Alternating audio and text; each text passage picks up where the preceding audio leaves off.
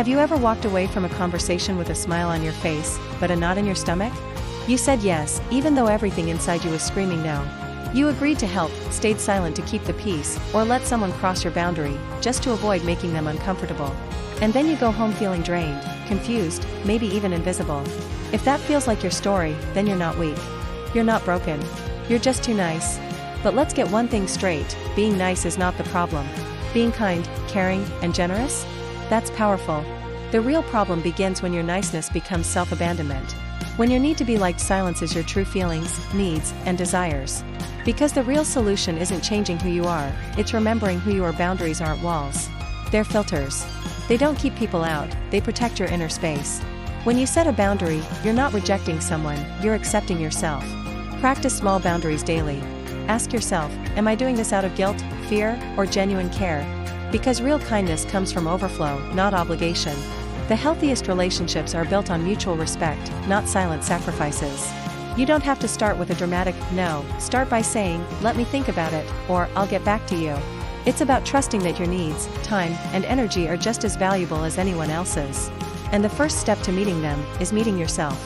And most of all, it's about rewriting your inner script. I don't exist to make everyone happy. I exist to be whole. This creates space between the request and your automatic people-pleasing reflex. Most people who struggle with this are dealing with fawn response, a stress reaction where the brain learns to survive by pleasing others. Some people have benefited from your silence, your overgiving, your lack of resistance. When you begin to stand up for yourself, they may guilt you, shame you, or act disappointed. You might feel guilt, but guilt is not the same as wrong. Sometimes guilt is just the echo of your old identity trying to keep you small. But that discomfort is a sign of growth. It means you're stepping out of a role you were never meant to play. You start to feel resentful, used, or empty. You give so much of yourself that there's barely anything left. And ironically, people don't respect endless kindness. They begin to expect it.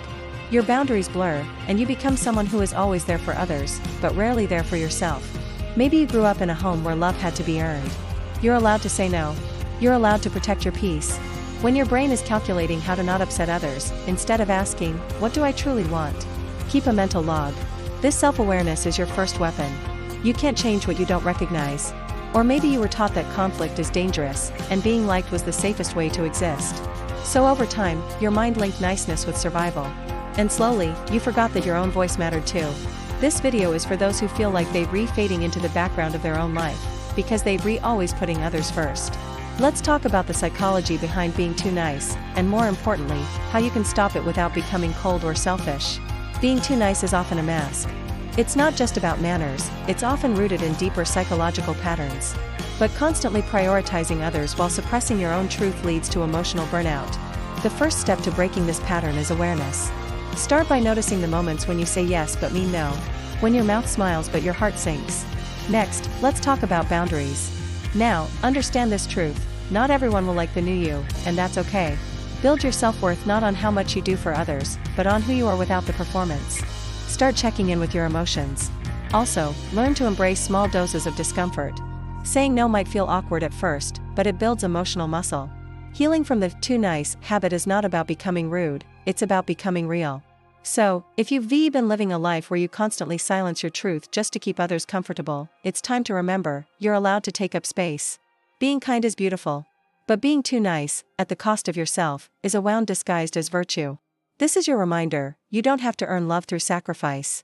The right people will respect the real you.